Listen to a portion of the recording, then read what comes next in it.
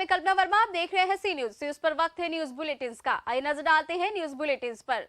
टीकमगढ़ जतारा विधानसभा क्षेत्र के जेवर गांव में आज ही लोग मूलभूत सुविधाओं से वंचित हैं। यहां सड़क न होने से ग्रामीण बीमार होने पर चारपाई पर ले जाते हैं। जेवर गांव के शंकर जी खिरक पर रहने वाले ग्रामीण सालों से सड़क के लिए गुहार लगा रहे हैं। ग्रामीणों ने बताया कि डिलीवरी होने पर यहां फिर बीमार होने के कीचड़ भरे रास्ते से चारपाई पर ले जाना पड़ता है। यहां तक कोई सड़क का निर्माण नहीं किया गया है। सालों से हम लोग गुहार लगा रहे हैं। जनप्रतिनिधियों से लेकर आला अधिकारियों के पास गए, लेकिन यहाँ पर सड़क का निर्माण नहीं कराया गया। क्या नाम है? अशोक कुमार कुशवाहा। कहाँ के रहने वाली हो? ग्राम जेवर की। क्या समस्या है? समस्या ये कि जाने के लिए रास्ता नहीं है। यहाँ पर जो बारिश होती है तो घुटन खप के हमको गांव पर सौदा वौदा लेने के लिए जाना पड़ता है, जिसमें हमको रात बरात में किसी की तबीयत खराब हो जाती है तो उसके लिए हमको कोई गाड़ी मारी एजेंसी गाड़ी नहीं मिलती है। यहाँ से पैदल लेके गांव तक आना पड़ता है, जिसमें हमको बहुत कठिन समस्या हो रही है। पैदल निकल आती है कि चाय पाई पे लाती? नहीं, चाय पाई पे जाना दिक्कत लेना पड़ता है। अगर जो पैदल भी चलते हैं तो उसमें भी दिक्कत आती है निकलने में। अच्छा, अगर किसी की डिलीवरी वगैरह होती है? डिलीवरी वगैरह आती होती है तो कोई गाड़ी माड़ी तो होती नहीं, सिर्फ चाय पाई का ही सहारा लेना पड़ता है। अच्छा, चाय पाई से यहाँ से कहाँ गाँव तक। फिर उसके बाद फिर हम अब कोई साधन करते हैं या फिर हम अपने निजी साधन से ले जाते हैं। मुकेश कुशवाहा। कहाँ के रहने वाले? जेवर। क्या समस्या है? समस्या यहाँ एक पुलिया है, कम से कम हन्नान कुशवाहा पूछ सरपंच उन्होंने बनवाई थी, लेकिन अधूरी रह गई है। तब फिर बच्चों को पढ़ नहीं आते हैं, निकल नहीं पाते। अच्छा, तो आप लोगों ने शिकायत नहीं कही पर? कई बार कही, नहीं, कोई असर नहीं, कोई नहीं सुनता है। क्या है कि वो हमारी जेवर गांव से वो खिरका 1-1.5 किलोमीटर की दूरी पे पड़ता है, जिसके लिए अगर सीसी निर्माण की तो वो वहाँ खेत काफ़ी हैं, तो उन खेतों की वजह से सीसी निर्माण तो नहीं होगा। या तो सड़क तो क्या है कि वहाँ निजी ज़मीन है सारे लोगों की, और कम से कम वहाँ 50-100 लोगों की ज़मीन है। अगर 50-100 लोगों से हम बात करेंगे और अगर वो निजी जैसे एफिडेविट या निजी दान करने के लिए तैयार होंगे, इसके बाद हम अपने उच्च अधिकारियों से बात करेंगे और जैसे ही निकलेगा बरसात, इसके बाद हम वहाँ कुछ ना कुछ उनका कार्य कराने के लिए, उनकी समस्या का समाधान कराने के लिए तैयार है। टीकमगढ़ से सीनो संवाददाता धर्मेंद्र की रिपोर्ट। अमरोहा देहात थाना इलाके जोया मार्ग पर स्कूटी सवार युवक को अज्ञात वाहन ने जोरदार टक्कर मार दी, जिससे युवक की मौत हो गई। बता दें कि अमरोहा नगर पालिका परिषद के लेखा विभाग के बाबू इशरत अली के पुत्र आबिक की स्कूटी को अज्ञात वाहन ने जोरदार टक्कर मार दी, जिसकी वजह से मौके पर ही उनकी मौत हो गई। इस पूरे मामले में परिजनों ने बताया कि हादसा अमरोहा थाना देहात जिला चकिया मार्ग पर हुआ, जहां अज्ञात वाहन ने उसकी स्कूटी को टक्कर मारी, जिसकी वजह से उसकी मौके पर ही मौत हो गई। वहीं बता दें कि मृतक युवक आकिब फुटबॉल का अच्छा खिलाड़ी बताया जा रहा है। जी, इसमें हसनपुर थाना क्षेत्र में आज सुबह एक युवक का शव मिला, जिसे कि परिवारजनों ने हत्या की आशंका व्यक्त की है। पुलिस ने शव को कब्जे में लेकर पोस्टमार्टम के लिए भेज दिया है और जो भी पोस्टमार्टम में तथ्य सामने आएंगे उसके आधार पर आगे कार्रवाई की जाएगी। जी चेयरमैन साहब, जो हादसा हुआ है, क्या बड़ी दुखद सूचना सुबह सवेरे मिली। हमारे यहाँ नगर पालिका परिषद में अकाउंट्स में हमारे बड़े बाबू हैं इशरतुल्लाह साहब, उनके बेटे आकिब सिद्दीकी सुबह रोज़ाना ही मामूल के मुताबिक खेलने जाते हैं नारायणपुर में वॉलीबॉल, लेकिन आज सुबह 5 बजे के करीब इत्तला मिली कि वो अमरोहा में ये क्रॉसिंग पुल है अपना, इस पर उनका एक्सीडेंट हुआ है और उसमें उनकी डेथ हो गई। अभी 12th उन्होंने पास किया था, उसमें बहुत ही अच्छे नंबर हासिल करके कॉलेज टॉप उन्होंने किया और बहुत ही होनहार और बहुत ही ब्रिलियंट बच्चा था, जिसका मैं कह सकता हूँ कि उनके परिवार में सबसे बेहतर और सबसे ज़्यादा आगे बढ़ने वाला बच्चा आज उन्होंने खो दिया है। हम इस मौके पर उनके दुख में बराबर के शरीक हैं और जाहिर है कि जो तकलीफ़ इनको है उसका अंदाज़ा कोई भी नहीं कर सकता। बहुत अच्छे मकसद से वो अपनी ज़िंदगी को आगे बढ़ा रहा था, लेकिन पता नहीं क्या ऐसा मौका आया जिसकी वजह से एक अचानक ही दुखद खबर पूरे शहर में फैली और पूरा पालिका परिवार यहाँ पर मौजूद है और ये इनकी कार्यशैली की वजह है और परिवार में पालिका परिवार में जो आपसी सद्भाव और एकता है ये इसका भी सूचक है ख़ास तौर पर। और मैं समझता हूँ कि अल्लाह ताला से मेरी दुआ है कि बारी ताला उनको इस बड़े सदमे को सहने की उनके परिवार को ताकत दे और उसको उसकी मग़फ़िरत फरमाए और जन्नत में आला मकाम अता फरमाए। तो सर ये जो सुबह निकले हैं अपने कारोबार के लिए कैसे? नहीं, ये रोज़ाना ही खेलने की निकलते, अभी कारोबार कोई नहीं करते। अभी तो ये 12th किया इन्होंने अभी, और अभी 18 साल के, अभी अगस्त में 18 साल के हुए हैं। ये खेलने किस जगह जा रहे थे? किस जगह में वॉलीबॉल खुद खेलते थे डेली, फुटबॉल खेलते थे। तो ये कहाँ किस जगह का हादसा है? हादसा तो ये अमरोहा के पुल का ही है, ये रेलवे क्रॉसिंग का, और बदर लद्दाख में इनका घर है। उससे बहुत कुछ कहना तो पता ही नहीं है क्योंकि किस गाड़ी ने मारा है। अज्ञात वाहन है आपके? अज्ञात वाहन है? हाँ, अज्ञात वाहन है। अभी कोई अच्छा, तो ये बच्चा का ऐसे था, बाइक से या ये स्कूटी से? ठीक।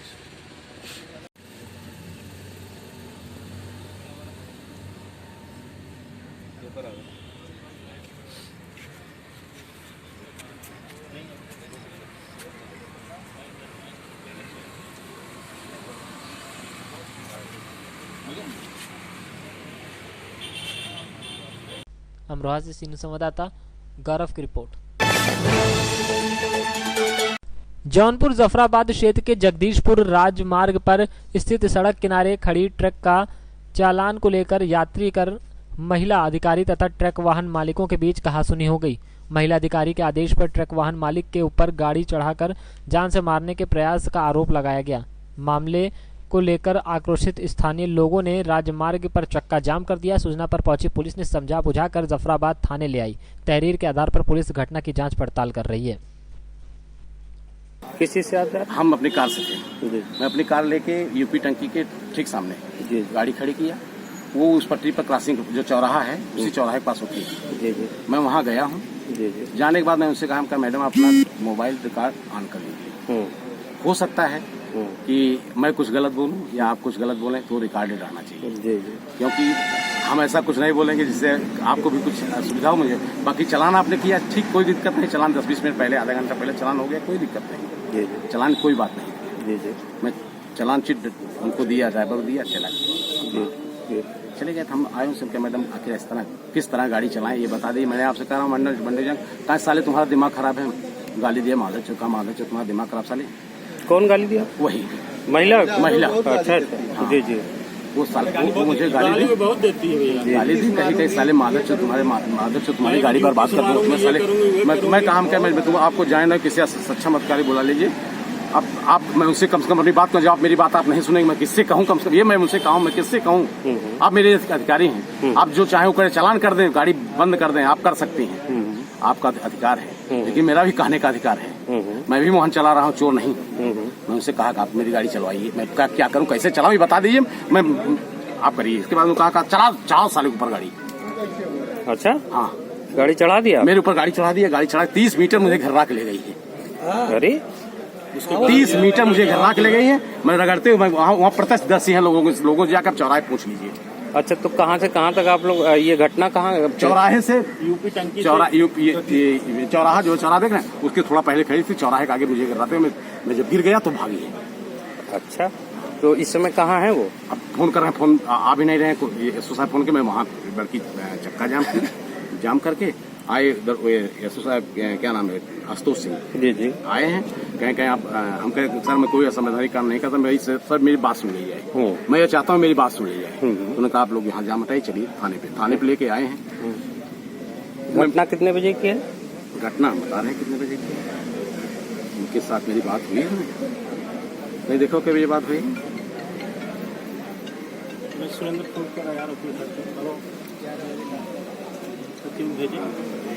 डीएम साहब मैं फोन मिलाया हूँ लगभग 12 बजे।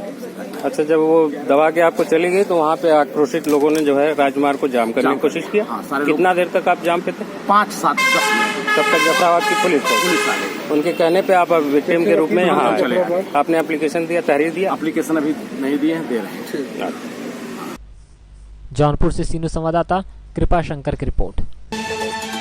सतना जिले में अपने कारनामों से पहचाने जाने वाली लेडी सिंघम सीईओ रिजू बफना व टीम द्वारा मेहर क्षेत्र में हुए विकास कार्यों का निरीक्षण करने पहुंची, जहां कईयों को फटकार लगाई तो कईयों के कामों को भी सराहा। जब पत्रकार ने इस विषय में जानकारी ली तो आइए जानते हैं क्या कुछ कहा। मैम, किस विषय को लेकर निरीक्षण हो रहा है? ग्रामीण विकास के विभिन्न कार्य जो यहाँ पर चल रहे पंचायतों में उसको लेकर निरीक्षण हो रहा है। इसमें नरेगा के कार्यों को देखा जा रहा है, साथ ही साथ जो पंचायत भवन, आंगनबाड़ी भवन जो निर्माणधीन है उनकी प्रगति को देखा जा रहा है। गौशालाओं का भी निरीक्षण किया गया है, जिसमें अभी कुछ गौशाला अभी भी पेंडिंग है, क्योंकि एजेंसी द्वारा एजेंसी को कहा गया कि प्रगति है इसका। कितनी पंचायतें निरीक्षण हो गई मैम अभी? अभी करीबन 7-8 पंचायतें। सतना से सीनियर संवाददाता कुलदीप द्विवेदी की रिपोर्ट। रानीपुर ग्राम गुड़ा में श्री रामचरितमानस के पंचम स्कंद सुंदरकांड का संगीतमय अखंड पाठ संपन्न हुआ, जहां वक्ताओं ने एक से बढ़कर एक धुनों पर रामायण की चौपाइयां सुनाकर श्रोताओं को मंत्रमुग्ध कर दिया। सुंदरकांड के बाद संगीतमय हनुमान चालीसा का भी पाठ किया गया। हवन पूजन का कार्य शास्त्री चंद्रभान पटेरिया द्वारा कराया गया, जहां रमेश चंद्र सिरोठिया, अशोक दुबे, राजाराम कुशवाहा, माता दीन सेन, अंकित गुप्ता, पीएल दीक्षित, पूर्व प्रधान हरचरण सिंह, रामस्वरूप यादव, स्वामी प्रसाद, पुष्पेंद्र सिंह, अजयपाल सिंह, अखिलेश, अवनीश सेन, अर्जुन धर्मेश, बाबूलाल, रामगोपाल सहित तमाम लोग उपस्थित रहे।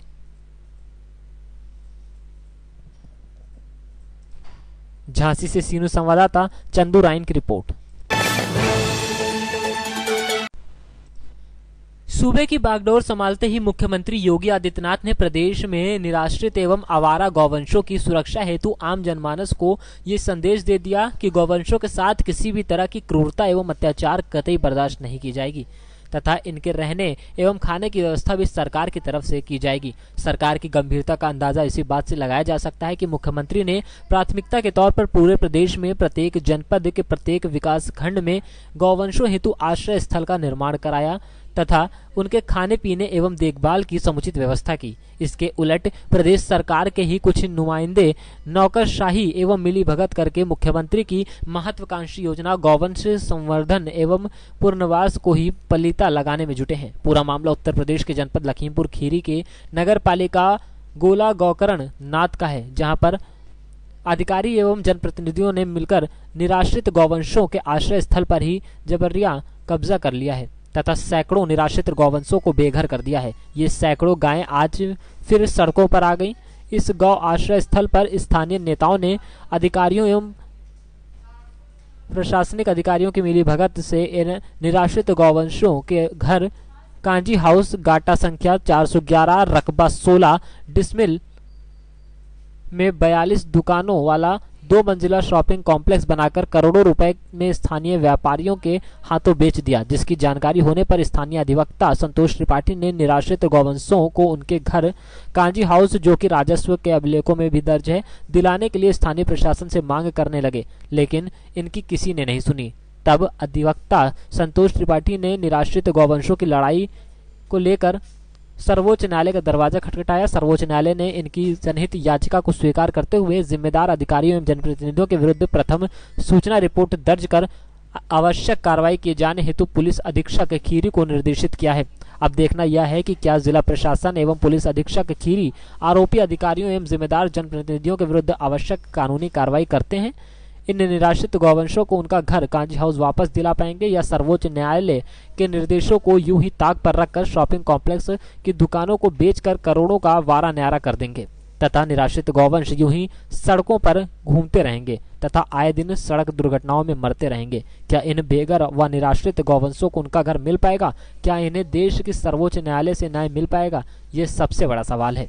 वहीं अधिवक्ता संतोष त्रिपाठी का कहना है कि जब तक इन निराश्रित गाय व गौवंशों को न्याय नहीं मिल जाता तब तक वह चैन से नहीं बैठेंगे। मैंने अपना संपूर्ण जीवन इन निराश्रित गाय व गौवंशों को समर्पित कर देता हूँ। मैं इनको इनका घर यानी कांजी हाउस व इनका अधिकार दिलाकर ही मानूंगा, इसके लिए हमारे प्राण क्यों ना चले जाएं। वैसे ये निराश्रित गाय एवं गौवंशों को लेकर के आपने एक सुप्रीम कोर्ट में एक याचिका दाखिल की थी, उसमें क्या हुआ और सुप्रीम कोर्ट से आपको क्या न्याय मिला और अब तक क्या कार्रवाई हुई? क्या आपको उम्मीद है न्यायपालिका और प्रशासन से जो आप लड़ाई लड़ रहे हैं उसमें आपको सफलता मिलेगी या नहीं मिलेगी? बिल्कुल मिलेगी, क्योंकि हम सुप्रीम कोर्ट से विजयी हुए हैं। माननीय सर्वोच्च न्यायालय में निराश्रित गाय और गौवंशों की ओर से मैंने एक जनहित याचिका योजित किया था। माननीय सर्वोच्च न्यायालय ने मेरी तहरीर जो थाना गोला में नहीं दर्ज की गई है, उस तहरीर को अपने एक पत्रादेश के साथ में पुलिस अधीक्षक लखीमपुर खीरी को अनुपालनार्थ भेजा था। लेकिन हमारी पुलिस अधीक्षिका महोदया ने माननीय सर्वोच्च न्यायालय के आदेश का गालवानाइज ढंग से अनुपालन किया ही नहीं और केवल एक फर्जी जांच रिपोर्ट के बहाने से उसको दबा दिया। और वो जांच रिपोर्ट तैयार की गई है अपर जिला मजिस्ट्रेट अरुण कुमार सिंह के द्वारा। अरुण कुमार सिंह ने जो है ना तो मुझे बुलाया, ना मेरा कोई पक्ष लिया और एक फर्जी तरीके से जांच आख्या तैयार करके आगे बढ़ा दिया। उस फर्जी जांच आख्या में जो उन्होंने चाहा लिखा और जो उन्होंने चाहा तैयार किया।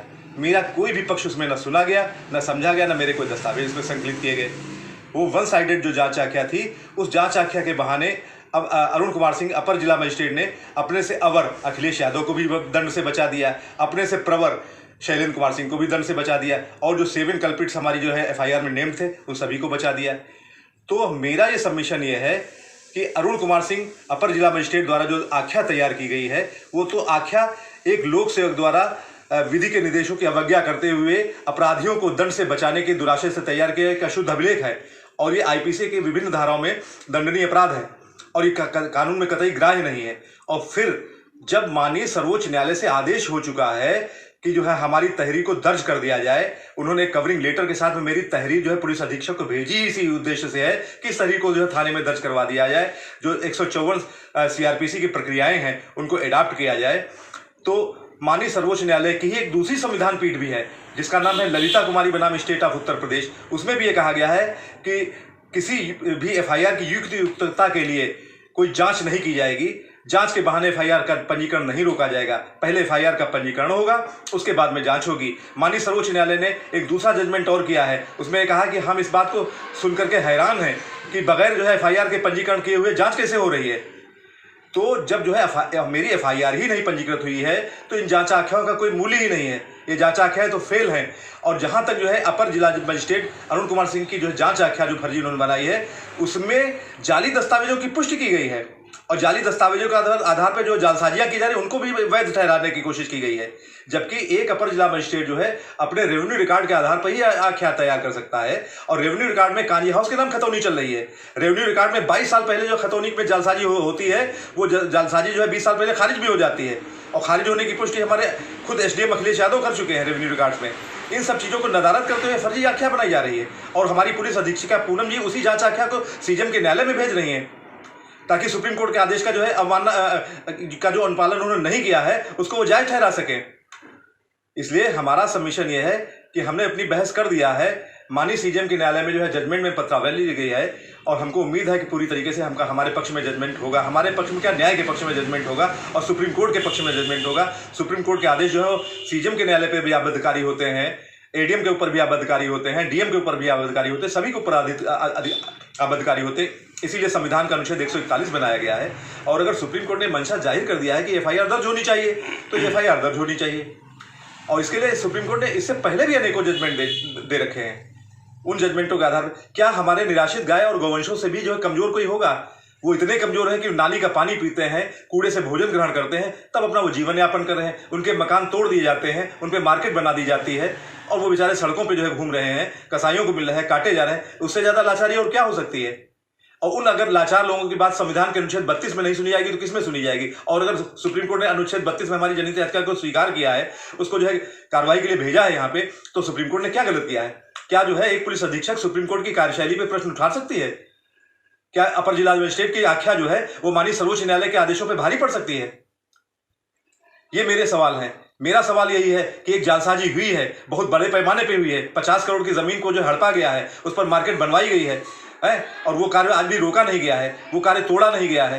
जबकि जो है तोड़ने के लिए बाकायदा तहसीलदार ने आख्या भेजी थी एसडीएम के पास में, वो मेरे पास रिसीविंग रखी है उसकी। तहसीलदार विपिन कुमार द्विवेदी ने अपने राजस्व निरीक्षक से आख्या लेकर उसका अग्रसारित कराया है एसडीएम गोला अखिलेश यादव के पास में कि साहब इसमें जेसीबी चलनी चाहिए, अवैध है, इलीगल है। तो क्यों नहीं वो तोड़ा गया, क्यों वो बन रहा है? सुप्रीम कोर्ट के आदेश पर कोई कार्रवाई नहीं हो रही, कार्रवाई दबाई जा रही है। तहसीलदार की रिपोर्ट को दबाया जा रहा है, वो जेसीबी मांग रहा नहीं दी जा रही है। वो फाइल की फाइल पूरी गायब कर दी गई है, दबा दी गई है। आखिर कहाँ चली गई वो फाइल? तो इसी दशा में जो है हमको अपने गाय और गोवंशों को न्याय दिलाना है, हम दिला के रहेंगे और जहां जहां भी हमको जाना पड़ेगा हम जाएंगे। सीजेम कोर्ट की अगली तारीख क्या? 30 तारीख लगी है। 30 तारीख लगी। हाँ। अच्छा, सीजेम कोर्ट से अगर आदेश आपके पक्ष में आता है जी तो क्या होगा आगे? सीजेम साहब को जो है माननीय सर्वोच्च न्यायालय के आदेश के विरुद्ध नहीं जाना चाहिए। माननीय सर्वोच्च न्यायालय ने अपना आदेश भेजा हुआ है और पुलिस अधीक्षिका ने एक चालाकी से दूसरा काम किया। उसने जो है केवल कवरिंग लेटर को भेजा है सीजेम के। सीजेम ने माननीय सुप्रीम कोर्ट ने जो कवरिंग लेटर के साथ में जो सामग्री भेजी वो भेजी ही नहीं है, ताकि जो है सच्चाई से जो है सीजेम अवगत ना हो सके। सच्चाई से वंचित करने के लिए यहाँ पे भी पुलिस अधीक्षिका ने चाल खेली है। तो जब जनपद की एक पुलिस की आला अधिकारी जो है इस तरीके से जो फ्रॉड कर रही हैं, सुप्रीम कोर्ट के आदेशों की अनदेखी कर रही हैं, अवज्ञा कर रही हैं, और जो है जब उनके अनुपालन के लिए जाते हैं न्यायालय में तो वहाँ पे भी जो है कोर्ट को गुमराह कर रही हैं, सीजेम कोर्ट को गुमराह कर रही हैं, इससे ज़्यादा और क्या होगा? कम से कम ये एक पुलिस अधीक्षक स्तर के व्यक्ति को तो शोभा नहीं देता है। उसको तो चाहिए कि सुप्रीम कोर्ट के आदेश को सरमाथे लगाकर उसका सम्मान करें, उसका अनुपालन करके दिखावें। अब आप क्या चाहते हैं आगे? हम यही चाहते हैं कि अभी भी अगर हमारी आवाज को जो है पुलिस अधीक्षिका महोदया सुन रही हो तो माननीय सर्वोच्च न्यायालय के आदेश को सर माथे लगा करके उसका सादर आदर के सहित उसका अनुपालन करावे। थाना गोला में जो है वो तहरीर दर्ज करावे जो सुप्रीम कोर्ट उनके पास भेजी है दर्ज कराने के लिए। उस तहरीर को वो क्यों छुपा रही है, क्यों दबा रही है? अगर इसमें तो तहरीर दर्ज होगी तो इसमें कौन किसके खिलाफ? 7 लोगों के खिलाफ दर्ज होगी। शैलेंद्र कुमार जिलाधिकारी लखीमपुर खीरी, एसडीएम गोला अखिलेश यादव और नगर पालिका जिला पंचायत अध्यक्ष सुमन नरेंद्र सिंह, इनके अपर मुख्य अधिकारी अशोक कुमार सिंह, गोला गोकर्णनाथ की चेयरमैन मीनाक्षी अग्रवाल और राम रतन अम्बेश जो इनके अधिशासी अधिकारी रहे हैं, और एक भूतपूर्व एसडीएम गोला विनोद कुमार गुप्ता जो है। कुल 7 लोगों के खिलाफ तहरीर है। लखीमपुर खीरी से सीनू संवाददाता बलवीर सिंह की रिपोर्ट।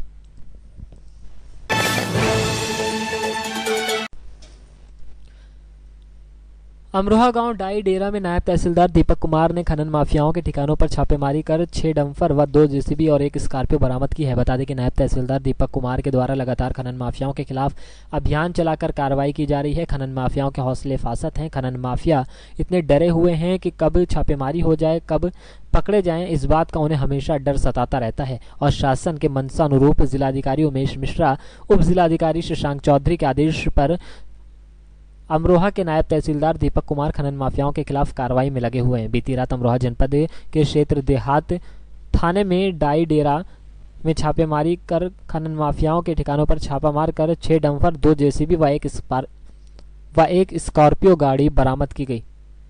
अमरोहा से सीनू संवाददाता गौरव की रिपोर्ट। आज देव झुलनी एकादशी के पर्व पर श्री पंचमुखी हनुमान व्यायामशाला की तरफ से पहले शस्त्र पूजा की, उसके बाद आरती कर प्रसाद बांटी गई। सभी पहलवानों ने अपने अपने कर्तव्य दिखाए। इसके बाद सभी सदस्यगण गौशाला में गौ ग्रास करने गए थे। त्र्यंबकेश्वर महादेव मंदिर में फल वितरण किए गए। कुशलबाग मैदान में कबूतरों को दाना डाला गया। हर वर्ष की भांति इस पावन अवसर पर उल्लास के साथ मनाया गया। इस मौके पर बलवंत वसीटा, रवि खन्नीवाल, मनोज वैष्णव, मौसम राजौरा, महेश राठौर, राहुल सेठिया, भूपेश देवारा, धवल बायोला, कल्पेश देवारा, अंकित वसीटा, दीपक वसीटा, अन्य लोग मौजूद रहे। कोरोना वैश्विक महामारी को देखते हुए आज पंचमुखी हनुमान व्यायामशाला ने भी अपने अखाड़े का कार्यक्रम निरस्त रखा, जिसकी जगह आज हमने अखाड़े में हनुमान जी की प्रतिमा को त्रिवेणी संगम से लाए हुए जल से स्नान करवाया। बाद में पूजा अर्चना कर आज जितने भी पहलवान पहुंचे थे सभी पहलवानों ने मौके पर कर्तव्य दिखाए। वहां से सभी पहलवान एकत्रित होकर गौशाला गए, जहां उन्होंने गोगास का कार्यक्रम करवाया। फिर समस्त पहलवान वहां से एकत्रित होकर कुशलबाग मैदान आए, वहां पर उन्होंने कबूतरों को दाना खिलाया। और वैसे ही दिन भर आज सारे ही कार्यक्रम चलते रहे। सारे ही कार्यक्रम में सोशल डिस्टेंसिंग का पूर्ण रूप से ध्यान रखा गया और वैश्विक महामारी को देखते हुए इस बार हमने अखाड़ा परिसर में ही अपने हैरत अंगेज करतब दिखाए, जहां पर सभी पहलवान बड़ी जोश से अखाड़ा करते हुए दिखाए। देवजुलनी एकादशी पर आज पंचमुखी हनुमान व्यायामशाला कलेश रोड से जो पारंपरिक अखाड़ा निकलता था, उसे राज्य सरकार व जिला प्रशासन की गाइडलाइन के अनुसार कोरोना महामारी को देखते हुए प्रदर्शन स्थगित रखा गया व कलेश रोड स्थित अखाड़े पर सभी पहलवानों की मौजूदगी में शस्त्र पूजा का आयोजन किया गया व हनुमान चालीसा का पाठ किया गया और हनुमान जी की पूजा अर्चना की गई सभी पहलवानों की मौजूदगी में। और उम्मीद करते हैं कि कोरोना महामारी का जल्दी ही संकट, हनुमान जी से प्रार्थना करते हैं कि इस संकट की घड़ी को जल्दी से उबारेगा। बलवंत वसीटा, पंचमुखी हनुमान व्यायामशाला अध्यक्ष। राजस्थान से सीनू संवाददाता लखन आचार्य की रिपोर्ट।